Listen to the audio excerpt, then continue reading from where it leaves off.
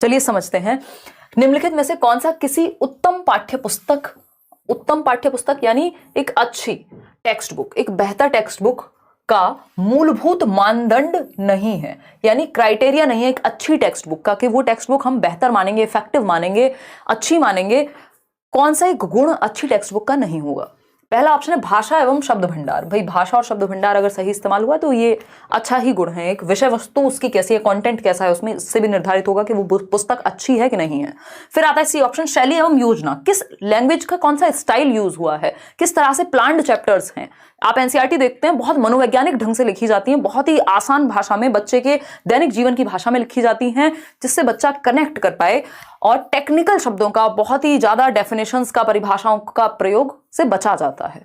ठीक, तो मुद्रण एवं जिल्द चढ़ाना ये कोई भी अच्छी पुस्तक की शैली नहीं है। ये क्या है भाई, आप प्रिंट कर दिया आपने और उस पर कवर चढ़ा रहे हैं एक मोटा सा सुंदर सा, अंदर क्या है उससे फर्क नहीं पड़ रहा। तो अच्छी पुस्तक का मतलब ये नहीं है जो अपने कवर से अच्छी दिखती हो, है ना। कहा जाता है ना, डोंट जज a book by its cover और front, whatever that quote और लाइन इज। मतलब हम एक किताब को उसके बाहरी रूप से जज नहीं कर सकते। तो ये कोई अच्छा गुण नहीं माना जाएगा। बाकी तीनों अच्छे गुण हैं, लेकिन हमें तो जो अच्छा गुण नहीं माना जाएगा उसी को सही मानना था। तो जो गलत है वही सही है, क्योंकि पूछा ही गलत है। आगे बढ़ेंगे क्वेश्चन नंबर 2 पर। देखिएगा एक बार, आसान से सवाल। भाई Hindi pedagogy, English pedagogy easy है, स्कोरिंग है बहुत ज्यादा। अगर आपको नॉर्मल बाल विकास समझ में आता है तो आप इसको भी समझ जाएंगे, मुश्किल आपको नहीं होगी। ठीक है जी, देखिएगा। अगर हम बात करें, भाई प्रश्न क्यों लिख रहे हो?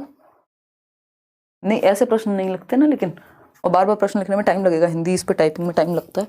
नॉर्मल कर लो, ब्लो मान लिया हमने। ठीक है, क्वेश्चन नंबर 2। एक अध्यापिका 5वीं कक्षा के अपने विद्यार्थियों को 6 वाक्यों का 6 वाक्य यानी 6 सेंटेंसेस हैं। 5वीं कक्षा के बच्चे हैं। एक छोटा अनुच्छेद, अनुच्छेद समझते हैं, पैराग्राफ, 2 बार सुनने के लिए कहती है।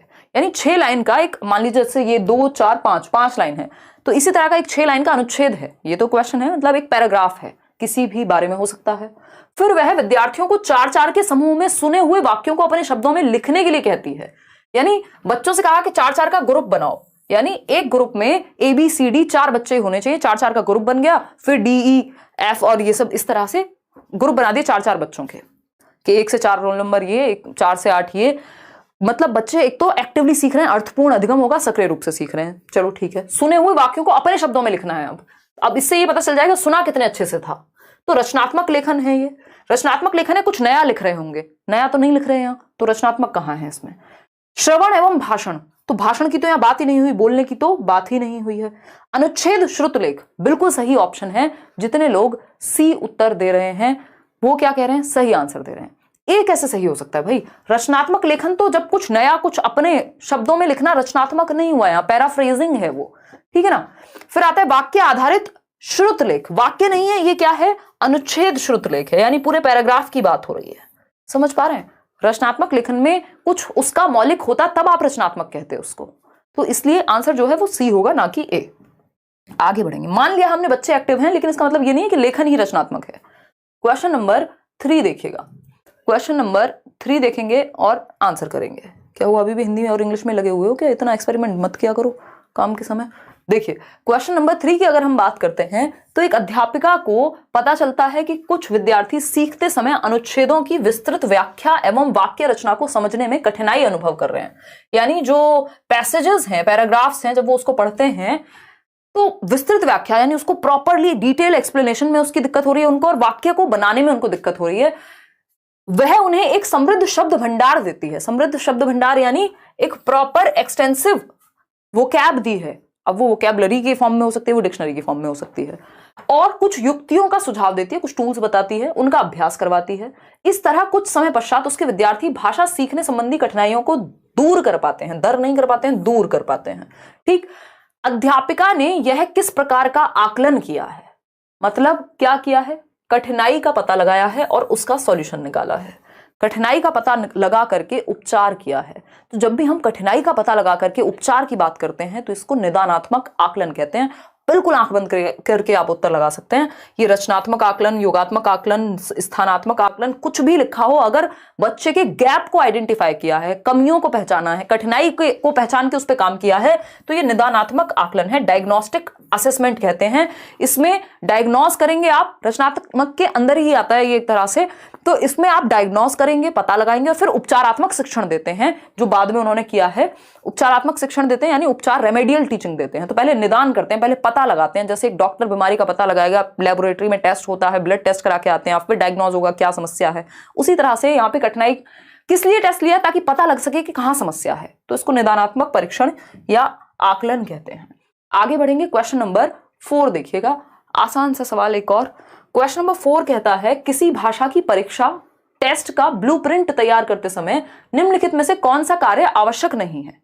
देखिए, जल्दबाजी में नहीं पढ़ेंगे, मतलब अगर आपने प्रैक्टिस बहुत अच्छी की होगी तो आप जल्दी भी पढ़ेंगे तो भी आपका आंसर गलत नहीं होगा, लेकिन अभी प्रैक्टिस करना बहुत जरूरी है। पूछा है जब आप ब्लूप्रिंट बना रहे हैं, ब्लूप्रिंट आप समझ रहे हैं कौन सा चैप्टर कितना कैसे कराएंगे, है ना, कुछ चैप्टर्स की यूनिट कब कब कैसे कैसे होगा, यूनिट में डिवाइड कर दिया, कुछ चैप्टर्स होते हैं एक यूनिट में, और आप ब्लूप्रिंट बना रहे हैं कि कैसे आप पढ़ाने वाले हैं। लगभग 19,000 लोग हम लोग जुड़े हुए हैं, 19,000 से ज्यादा ही, और सिर्फ 6,900 लोगों ने लाइक किया। मान लिया आज हम लेट हो गए, बट आप भी तो कुछ समझेंगे या नहीं। 20,000 लोग हम लोग जुड़े हुए हैं, आप भी तो ये समझेंगे कि कितनी दूर से आज भाग भाग के सेमिनार से लेके और क्लास की छुट्टी बिल्कुल नहीं हुई है, इसका मतलब पूरी मेहनत की जा रही है आपके साथ।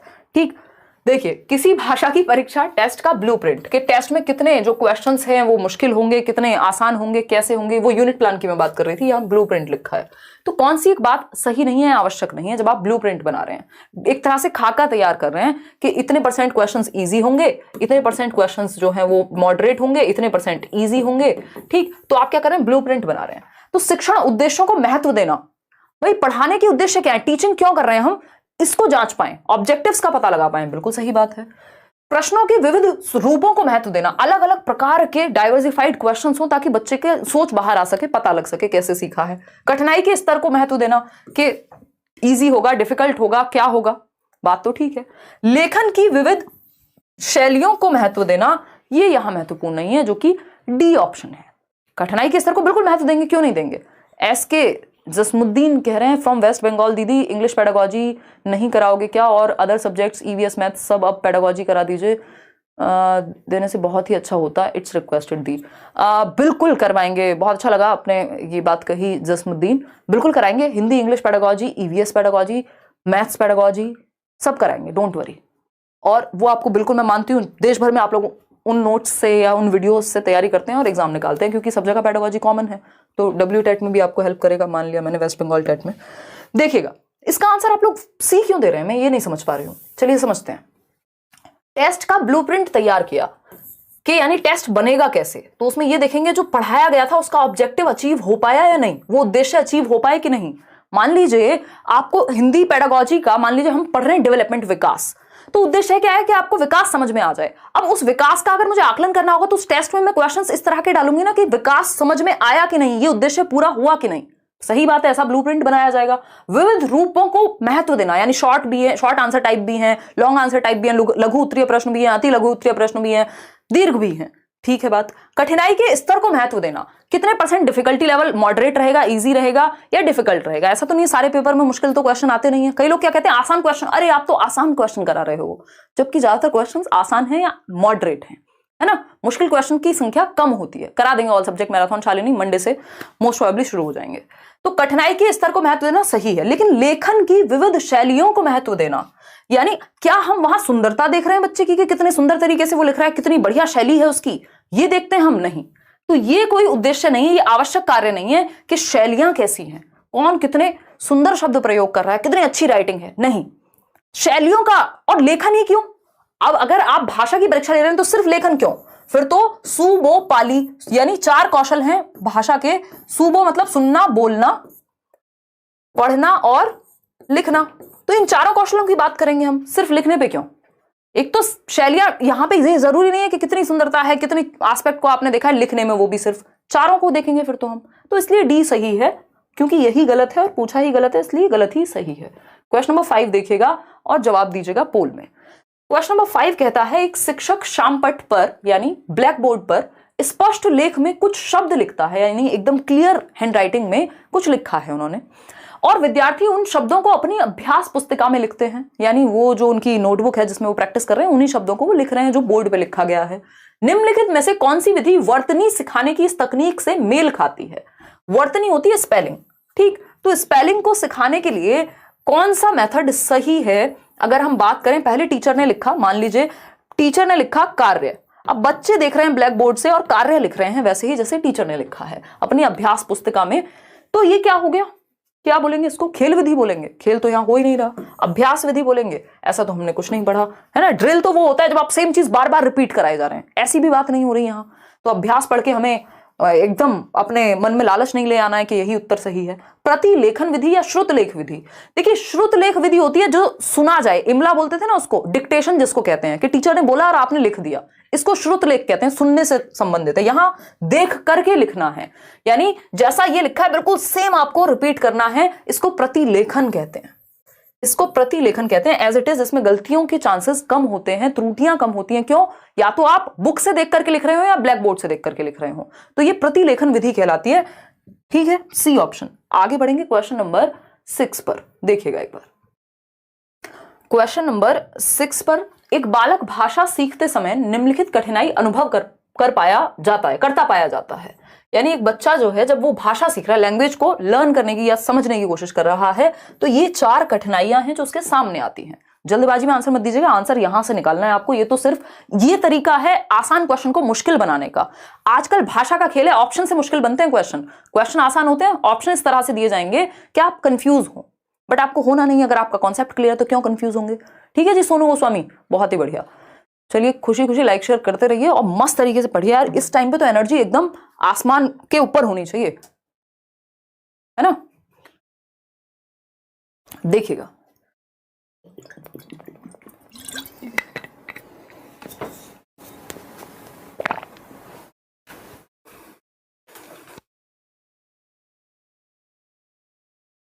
हमने बात की थी पानी पीते हुए माइक ऑफ करने की, अभी याद आया। क है, ऑप्शन नंबर 1 है, नाम तथा अक्षरों की ध्वनि को सीखने में कठिनाई, यानी बच्चे को नाम याद रखने में और ध्वनि को, यानी पेन को वो पिन बोल पा रहा है या उसको ध्वनि और नाम याद नहीं रखा जा रहा लेटर्स का, या जो भी वो सीख रहा है। ऊंचे स्वर में पढ़ते समय गलतियां करना, यानी जब हम उसको जोर से पढ़ने को कहते हैं तो वो गलतियां करता है बहुत ज्यादा।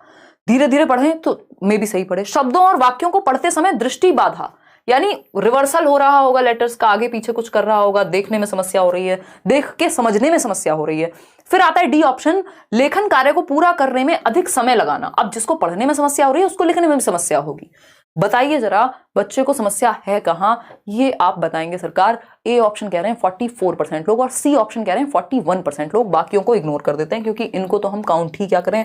ठीक, 44% लोग ए के साथ जा रहे हैं और 41% लोग सी कह रहे हैं, यानी ए और सी में आप लोग कंफ्यूज हैं, ऐसा मुझे फीडबैक मिला आपके इस पोल से। सही बात है, सही क्या होगा खुद सोचिए।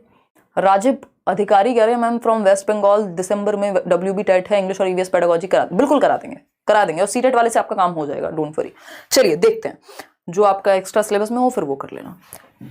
देखते हैं, वाचन वैफल्य, लेखन वैफल्य, सीखने में अक्षमता या सीखने का भय नहीं है, और लेखन वैफल्य नहीं है, क्योंकि लिखने से ज्यादा समस्या कहां है, पढ़ने में है। और जब पढ़ेगा गलत व्यक्ति तो लिखेगा भी गलत, ये बात तो निश्चित है। ठीक है ना, मुख्य प्रॉब्लम लिखने की नहीं है, अधिक समय ले रहा है क्योंकि पढ़ने में ही दिक्कत होती है उसको। वाचन वैफल्य या सीखने में अक्षमता, देखो सीखने में अक्षमता होती है लर्निंग डिसेबिलिटी, लेकिन यहां पर इससे भी ज्यादा प्रिसाइज आंसर है, टू द पॉइंट आंसर दिया हुआ है, जिसको हम डिस्लेक्सिया कहते हैं। वाचन वैकल्य है, वाचन बोलने को कहते हैं। वाचन किसको कहते हैं? बोलने को कहते हैं। पठन वैफल्य भी कह देते हैं, डिस्लेक्सिया के कई नाम है और हिंदी में तो कई नाम आपको मिल ही जाएंगे। वैफल्य, पठन वैफल्य, ठीक। तो हम ये कहेंगे कि ये डिस्लेक्सिया है, ऐसा नहीं है कि सीखने में अक्षमता तो कोई भी हो सकती है। फिर लर्निंग डिसेबिलिटी तो बहुत तरह की है। अगर हमारे पास डायरेक्ट डिस्लेक्सिया का आंसर अवेलेबल है तो हम वो उसे लगाएंगे ना, सी की जगह। अगर ये ए नहीं होता तब हम सीखने में अक्षमता लगा सकते थे कि भाई लर्निंग डिसेबिलिटी है। ठीक, LD शब्द किसने दिया था लर्निंग डिसेबिलिटी, बताओ फटाफट। सैमुअल किर्क ने 1960s में। ठीक, आगे बढ़ेंगे, ए ऑप्शन यहां सही है। वाचन, पढ़ने को वाचन भी कहा जाता है, याद रखिएगा। आगे बढ़ेंगे क्वेश्चन नंबर 7, देखिएगा क्वेश्चन नंबर 7। ये कहता है एक अध्यापिका लखनऊ पर पाठ पढ़ाती हैं। लखनऊ हम सभी को पता है नवाबों का शहर कहा जाता है, या जो भी आप कहना चाहें, बड़े प्यार से वहाँ की भाषा, अदब की भाषा ऐसा कहा जाता है। मैं जाऊंगी कभी मौका मिलेगा, शायद मेरा एक सेमिनार भी था, मुझे याद नहीं कब था। देखिए मतलब है, था मीन्स है। एक अध्यापिका लखनऊ पर पाठ पढ़ाती हैं, विद्यार्थियों द्वारा मौन पठन के पश्चात, मौन पठन समझते हैं, साइलेंट रीडिंग, वह उनसे निम्नलिखित प्रश्न करती हैं। लखनऊ के बारे में कोई पाठ पढ़ाया, कोई चैप्टर पढ़ाया, कोई लेसन पढ़ाया, और उसके बाद जब ये हो गया तो उनको कहा गया कि एक काम करो, आप खुद से पढ़ो ये चैप्टर, मौन पठन करो, साइलेंट रीडिंग करो। साइलेंट रीडिंग में क्या है, पोल आने से पहले ही गायब हो जाता है, क्वेश्चन बाद में। सॉरी इतनी क्या जल्दी है ब्रो, है नहीं, 3 मिनट बाद होता है, देख रहे हो, सब अपने बचाव में बातें कर रहे हैं। ठीक, तो हम यहाँ पर टाइम दिया करो पोल लगाने का, कोई दिक्कत वाली बात नहीं है। चलिए देखिएगा एक बार, समझते हैं क्वेश्चन कहता क्या है। अब हम हो गए हैं 25,000 लोग और लाइक करने वालों की संख्या है 11,000। देखिए हमारे यहाँ अगर left hand side is equal to LHS बराबर RHS नहीं होता तो हम जाने नहीं देते लोगों को घर, यहीं पकड़ के बिठा लेते हैं रात को। वैसे ही 10 बज रहे हैं, अब सोच लीजिए आप, हमारे यहाँ ऐसा ही होता है। यस यस यस, चलिएगा, खैर ये हंसी मजाक की बातें आपकी चलती रहेंगी। देखेंगे अगर मैं बात करूं यहाँ किस चीज की, लखनऊ पे पाठ पढ़ाया, बाद में साइलेंट रीडिंग के लिए कहा। साइलेंट रीडिंग में आपका दिमाग और आपकी आंखें एक्टिव होती हैं, जबान से आप कुछ नहीं बोलते, चुपचाप से पढ़ते हैं और मन में समझने की कोशिश करते हैं। हजरतगंज में शोर क्यों नहीं था, ये एक क्वेश्चन पूछा। लखनऊ को नवाबों का शहर क्यों कहा जाता है, देख रहे हो अंतर्यामी हो गई हूं मैं, पहले ही समझ आ गया था कि ये सब आएगा। लखनऊ को नवाबों का शहर क्यों कहा जाता है, निम्नलिखित में से कौन सा अ व ब प्रश्नों की प्रकृति को परिभाषित करता है।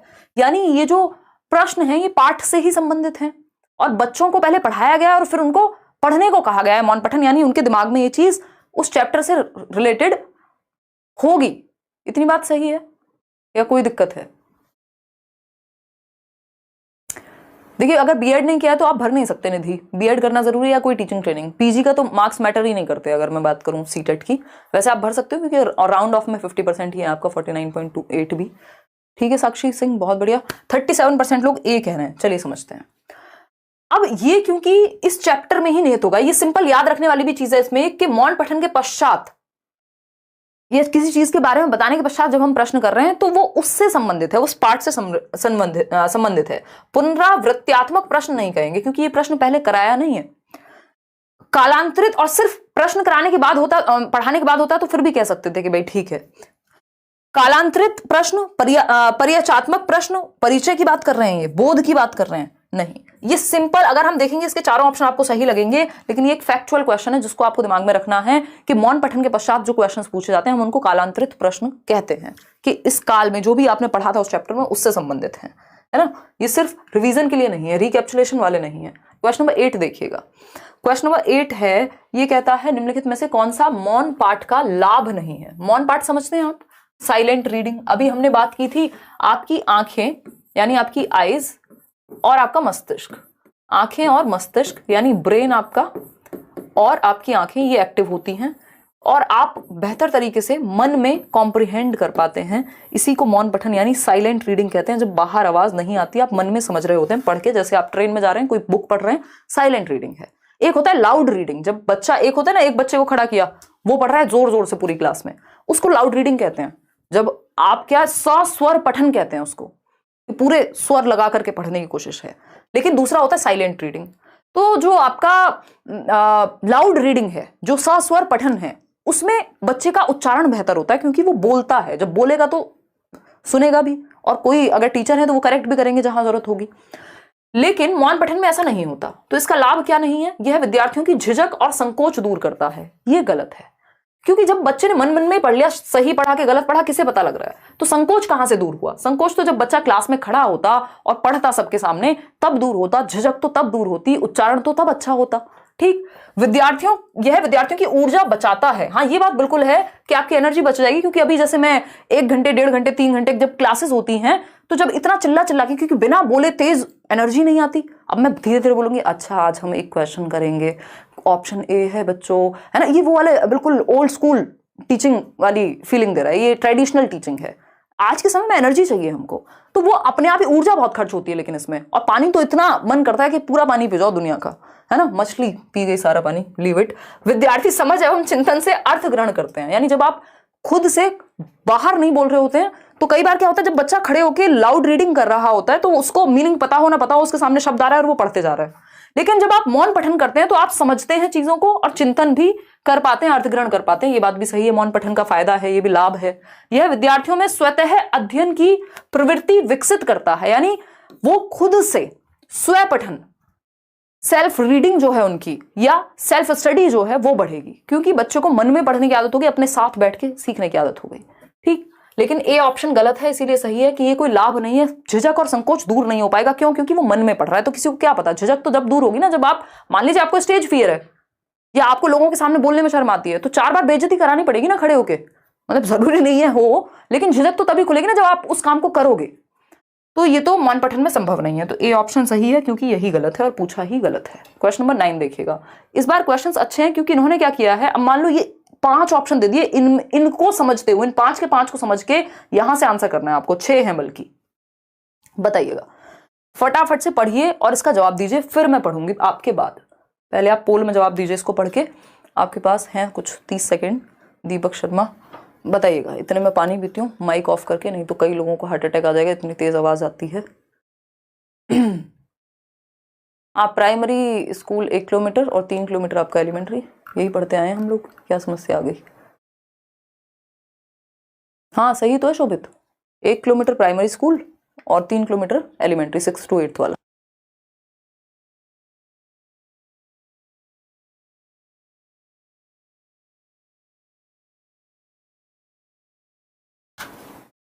बिल्कुल सही बात है, और ये घर से स्कूल की दूरी बता रही हूं मैं। चलिए आते हैं, RTE कहता है ऐसा। अंग्रेजी भाषा के शिक्षण, अब देख रहे हो हिंदी पेडागोजी में अंग्रेजी भाषा पूछ रहा है, अंग्रेजी भाषा के शिक्षण विधि के संबंध में निम्नलिखित कथन पढ़िए, यानी इंग्लिश को पढ़ाते हुए कुछ कथन है उनको पढ़ना है।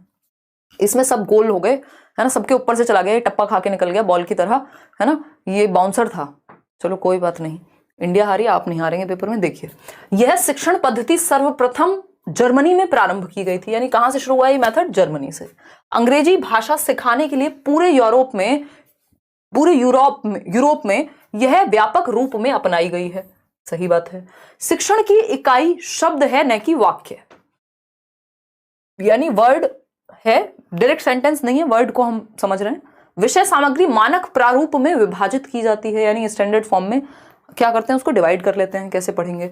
यह औपचारिक से क्रियात्मक चरणों की ओर जाती है, यानी फॉर्मल से एक्टिविटी। वाक्य रचना व्याख्या करने में वाक्य रचना का सर्वोत्तम उपयोग करती है, यानी कि वाक्य रचना व्याख्या करने में वाक्य रचना का सर्वोत्तम उपयोग करती है। एक्सप्लेन करेंगे कैसे सेंटेंस है, क्या उसका मतलब है, समझेंगे, ट्रांसलेट करेंगे। निम्नलिखित में से कौन सी इन विशेषताओं को दर्शाती है? दृश्य श्रव्य विधि है, ये द्विभाषीय विधि है, स्थानापन्न विधि है, या व्याकरण सम्मत अनुवाद विधि है। देखिए, शब्द की बात हो रही है, विभाजन की बात हो रही है, औपचारिक यानी फॉर्मल रूल से फिर हम क्रिएटिविटी पे, उस पे एक्टिविटी पे जा रहे हैं। व्याख्या से किधर जा रहे हैं? वाक्य रचना की बात हो रही है, वाक्य की बात हो रही है, मतलब कहीं ना कहीं व्याकरण की बात हो रही होगी। ये हमें इससे डिड्यूस करना पड़ेगा, है ना, कहीं लिखा नहीं है इसमें, खुद ही पता लगाना पड़ेगा। ठीक, तो ये व्याकरण सम्मत अनुवाद विधि है, जिसको हम ग्रामर ट्रांसलेशन मेथड कह देते हैं। दूसरी भाषाओं को समझने के लिए जब आप एक लैंग्वेज से दूसरी लैंग्वेज ट्रांसलेट कर करके पढ़ते हैं, जब इंग्लिश भी हम हिंदी में पढ़ रहे हैं, उसको हम व्याकरण अनुवाद विधि कहते हैं। आगे बढ़ेंगे, क्वेश्चन नंबर 10 देखिएगा, जवाब दीजिएगा। क्वेश्चन नंबर 10 क्या कहता है? 5 सवाल और हैं, 15 क्वेश्चन ही करने वाले हैं आज हम। निम्नलिखित कथन पढ़कर सही विकल्प का चयन करें। अभी आपका असर्शन और स्टेटमेंट, मतलब स्टेटमेंट और रीजन यहां भी दे दिया इन्होंने, कथन और तर्क दिया है। कथन को अ कहा है, तर्क को बी कहा है। मूल्यांकन का उपकौशल उपागम जो किन बिंदुओं में मदद की जरूरत है, यह भांपने की अध्यापक की सहज बुद्धि को परिलक्षित करता है। यानी ये उपकौशल है, आपकी सब स्किल है इवैल्यूएशन की, कि बच्चों को कठिनाई कहां हो रही है, यानी एक तरह से आप डायग्नोज कर रहे हैं। बात तो सही लग रही है, सुंदर लग रही है ना, चक्कर तो नहीं आ रही है बड़ा सा क्वेश्चन देख के। ठीक, फिर अगर हम बात करते हैं किस चीज की, नहीं साइंस की तो नहीं होगी भाई class, I am from Lucknow ma'am, आपसे पढ़कर मोटिवेटेड मोटिवेशन बनी रहती है। Thank you ma'am for your efforts. बहुत बढ़िया कृति मिश्रा, अच्छा लगा। लेखन और श्रवण की परीक्षा को कई उप कौशलों में बांटा जा सकता है, एकीकृत भाषा परीक्षाओं द्वारा पूरा किया जा सकता है। यानी जो लेखन और श्रवण की परीक्षा है, यानी ओरल और रिटन जो एग्जाम है, उसको हम कई स्किल्स में बांट करके डिफरेंट तरीके से ले सकते हैं और एकीकृत भाषा परीक्षाओं द्वारा पूरा किया जा सकता है, यानी इंटीग्रेट कर सकते हैं लैंग्वेज को दूसरे से। दोनों ही बातें कुछ नेगेटिव नहीं कह रही हैं, है ना। वैसे भी आप लोगों का तो फंडा है ना, कि जब इसमें कुछ समझना है तो ए और बी दोनों सही हैं, ये कह दो। बट इसमें ये बात जो है ये भी सही थी, ये तो शुरुआत में ही सही थी कि डायग्नोज कर लेंगे प्रॉब्लम एंड ऑल। बट जो बात यहां चल रही थी वो यहां नहीं हो रही, यहां कुछ और चल रहा है, वहां कुछ और चल रहा है। वहां मूल्यांकन के उपकौशल की बात हो रही है, यहां एकीकृत भाषा की बात हो रही है, कौशलों की बात हो रही है नॉर्मली। तो ए और बी दोनों सही है, लेकिन एक्सप्लेनेशन सही नहीं है। कहीं है ऐसा ऑप्शन? दोनों ए और बी सही है, लेकिन बी जो है या ब जो है वो अ की सही व्याख्या नहीं करता।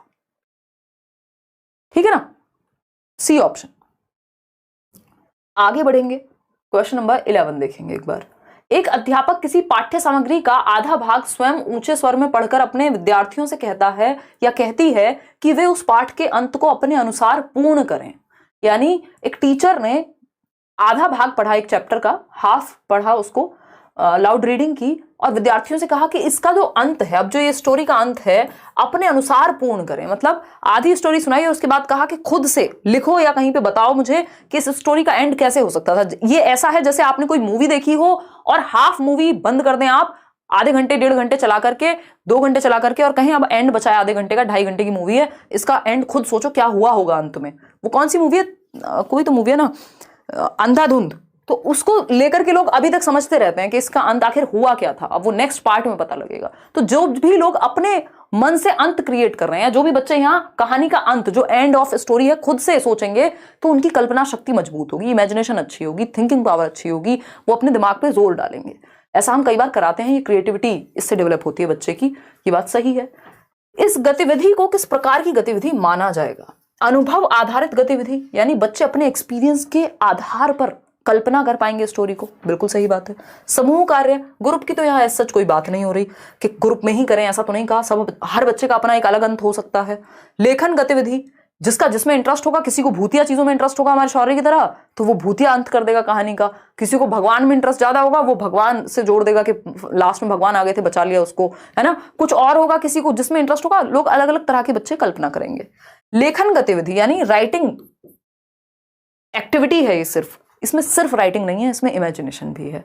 अंतर्बोध आधारित गतिविधि है, ये है अनुभव आधारित। बच्चा अपने अनुभव से या अपने अनुभव के आधार पे यहाँ स्टोरी क्रिएट करेगा। A option is the right answer. आगे बढ़ेंगे क्वेश्चन नंबर 12 पर।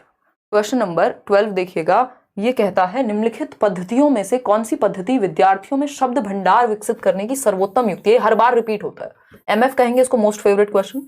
हर बार रिपीट होता है कि शब्द भंडार विकसित करने के लिए, यानी वोकैब डेवलप करानी है, बच्चों को बहुत सारे शब्द आते हैं, वोकैबलरी उनकी बढ़ जाए, इसके लिए क्या करें? एक तो तरीका होता है डिक्शनरी का, दूसरा होता है संदर्भ में पढ़ा दें। चलिए देखते हैं। समानार्थी एवं विपरीतार्थी शब्दों को याद कराना, यानी सिनोनिम और एंटोनिम की बात करें हम, चलो ठीक है। दिए गए संदर्भ में नए शब्दों के अर्थ का अनुमान लगाना, यानी जब आप एक स्टोरी, एक नॉवल पढ़ रहे हैं, मान लीजिए सारे वर्ड्स का मीनिंग आपको पहले से पता हो, कोई मूवी भी देख रहे हैं तो सारे वर्ड्स, मान लीजिए इंग्लिश में देख रहे हैं, सारे वर्ड्स का मीनिंग पता होगा, फिर तो आप ईश्वर की कैटेगरी में आ जाएंगे या बहुत बड़े ज्ञाता हो जाएंगे उस भाषा के। तो सारे वर्ड हमें पता नहीं होते, लेकिन हम क्या करते हैं, कहानी के अनुसार संदर्भ में, जिस संदर्भ में बात कही जा रही है, जिस कॉन्टेक्स्ट में बात कही जा रही है, उससे अनुमान लगा लेते हैं। इससे क्या होगा, आपको नए नए वर्ड्स का मीनिंग पता लगता रहेगा। प्रत्येक नए शब्द का अर्थ शब्दकोश में देखना, ये थोड़ा मुश्किल हो जाता है कि अगर आप हर शब्द शब्दकोश में ही देखते रहेंगे तो वो रट्टे हो जाएंगे, और रट्टे का मतलब है रोट लर्निंग, उतना याद नहीं रह पाएगा। आप खुद से अगर बच्चों में आदत डालना चाह रहे हैं कि वो अर्थ तक पहुंचे, तब आप वो क्या इसका डिक्शनरी का इस्तेमाल कर सकते हैं, लेकिन हर शब्द के लिए डिक्शनरी नहीं देखी जाती, जहां कठिनाई हो वहां देखी जाती है। सभी नए शब्दों का वाक्यों में प्रयोग करना, यह भी जरूरी नहीं है।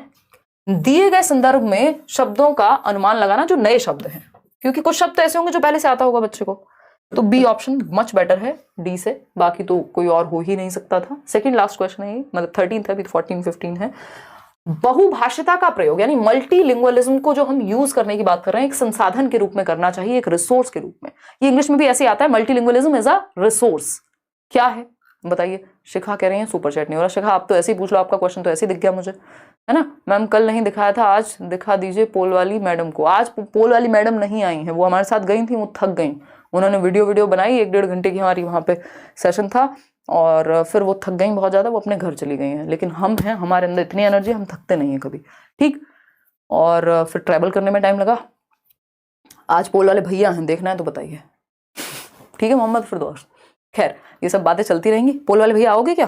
पोल वाले भैया थोड़े शर्मीले हैं, सीधा व्लॉग में आते हैं, अपने चैनल पे आते हैं, कहते हैं हम आपके चैनल पे नहीं आएंगे, पैसा नहीं देते हैं आप, स्पॉन्सरशिप बड़ी लेते हैं ये। देखिएगा, अगर हम बात करें बहुभाषिता की, यानी एक क्लास में कई सारी भाषाएं बोलने वाले बच्चे होंगे, एक क्लास में कई सारी भाषाओं का प्रयोग हो सकता है, बात तो सही है। बच्चे बहुत सी भाषाएं सीख सकें, यानी कई सारी भाषाएं सीख जाएं, इसलिए संसाधन के रूप में करना चाहिए, हो सकता है भाई। शिक्षक बहुत सी भाषाएं सीख सकें, शिक्षक को सिखाना मुख्य उद्देश्य नहीं है। सीख रहे हैं बड़ी अच्छी बात है, लेकिन मुख्य उद्देश्य शिक्षक को सिखाना नहीं है। प्रत्येक बच्चे को सुरक्षा एवं स्वीकृति का एहसास हो, ये बात ज्यादा बेहतर है, क्योंकि जब आप बहुभाषा का प्रयोग होने देंगे, मल्टीपल लैंग्वेजेस का प्रयोग क्लासरूम में होने देंगे, तो बच्चे को एक्सेप्टेंस मिलेगी। मान लीजिए कोई बच्चा भोजपुरी बोलता है और आप बोलने दे रहे हैं, क्लास में कई सारी भाषाएं बोली जाती हैं, आप इस बात को नॉर्मली ले रहे हैं, तो उसको अपने ऊपर शेम महसूस नहीं होगी कि स्कूल में तो बच्चे अंग्रेजी बोलते हैं या शुद्ध हिंदी बोलते हैं, मैं अपने जो बोली है या जो भी मेरा देशज प्रभाव है या जो भी क्षेत्रीय प्रभाव है उसको नहीं हटा पा रहा हूं। उसको एक्सेप्टेंस फील करानी, बच्चे को सिक्योर फील कराना है। इसीलिए बहुभाषिता को हम रिसोर्स मान सकते हैं। बहुत सी भाषाओं से वर्जित होते हैं, क्यों भाई? मल्टीपल लैंग्वेजेस होनी चाहिए, वर्जित क्यों होंगे? ठीक, तो बहुत सी भाषाएं सीखे ना सीखे, लेकिन सबको एक्सेप्टेड फील हो, स्वीकृत फील हो कि सबकी भाषाओं को महत्व दिया जा रहा है। आप देखते हैं कैसे अलग अलग जो पॉलिटिशियंस हैं वो कहीं भी जाते हैं, वो आप देखेंगे आज गुजरात गए हैं तो 4 शब्द बोल देंगे गुजरात के, या बांग्ला मतलब वहां गए हैं वेस्ट बंगाल तो बांग्ला में बोलेंगे, कुछ और बोले, मतलब जहां पे भी जो भाषा चलती है चाहे 2 ही शब्द सीख के चले गए वो, ठीक। तो ये क्या है?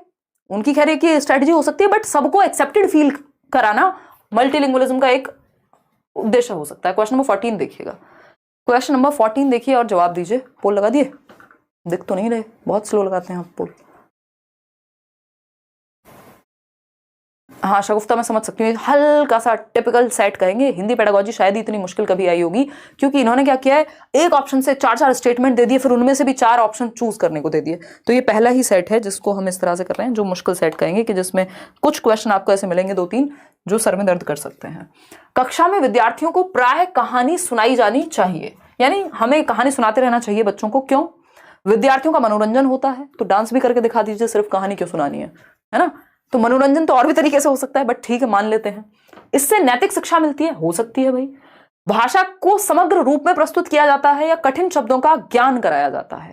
देखो, कठिन शब्दों के ज्ञान के लिए अलग से लिखवा दो, वोकैबुलरी की प्रैक्टिस करा दो, बहुत तरीके हैं, ठीक। नैतिक शिक्षा के लिए अलग से नैतिक शिक्षा ही पढ़ा दो। यहाँ पे ये बात नहीं हो रही कि कहानी नैतिक है, अलग अलग तरह की कहानियां हैं। मनोरंजन के भी बहुत सारे साधन हैं, लेकिन मुख्य उद्देश्य देखो, यहाँ पे हम कभी बीच बीच में जोक्स क्रैक करते रहते हैं, मैं और आप हंसी मजाक करते रहते हैं। मुख्य उद्देश्य ये है कि आप जोक्स पे ध्यान दें, नहीं, मुख्य उद्देश्य ये है उन जोक्स के माध्यम से थोड़ा मनोरंजन होता रहे, आपका मन लगा रहे क्लास में, और हम सीखते रहें। लेकिन मुख्य उद्देश्य ये है कि आप सीखें, आपके पेपर में मार्क्स आए, आपको ये चीज समझ में आए, लेकिन बोरियत के साथ नहीं, ठीक। तो मनोरंजन और बाकी सारी चीजें सेकेंडरी हैं। भाषा को समग्र रूप में प्रस्तुत किया जा सके, यानी एक कंप्लीट फॉर्म में।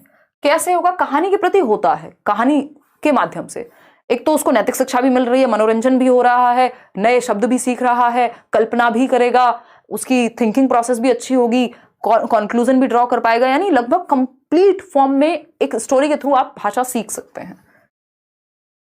तो सी ऑप्शन। क्वेश्चन नंबर 15 देखिए, आज के लिए आखिरी।